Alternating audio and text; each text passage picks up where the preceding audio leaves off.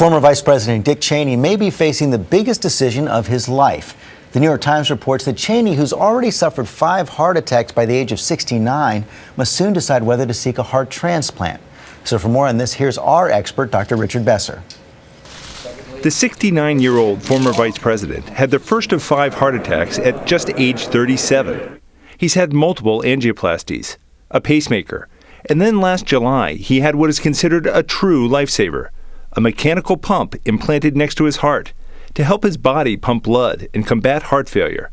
I am, as everybody's known for a long time, been living with coronary artery disease for nearly a quarter of a century now. But today, Dick Cheney looks like a new man, notably thinner, seen here in November at a ceremony for President George Bush's new library.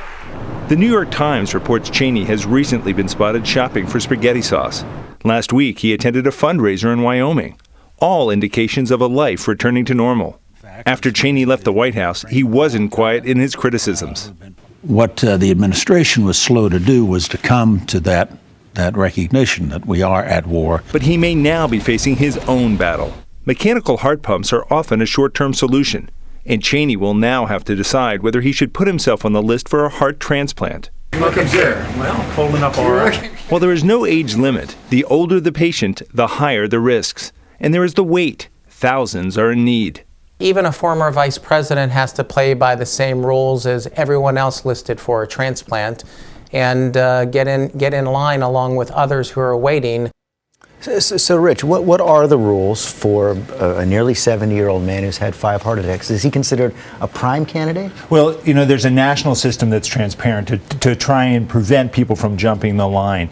He's a fairly typical candidate. You know, he is getting older, but what we hear from experts is age 70 is not at all a bad factor for a transplant. People at that age do very well. He could decide after? Not at all. And the fact that he has a pump in there puts him higher on the list. It's saying his heart is really not doing the job, and he should be higher on the list in terms of getting a transplant. And if someone wanted to designate that their heart or someone in their family's heart, if something happened, goes to Dick Cheney, could they do that? Well, it's more common for other organs like livers or kidneys. The problem with heart is that within 4 hours of a heart stopping, you have to get into the recipient. And so the person would have to be at the same place as the vice president and be a perfect match.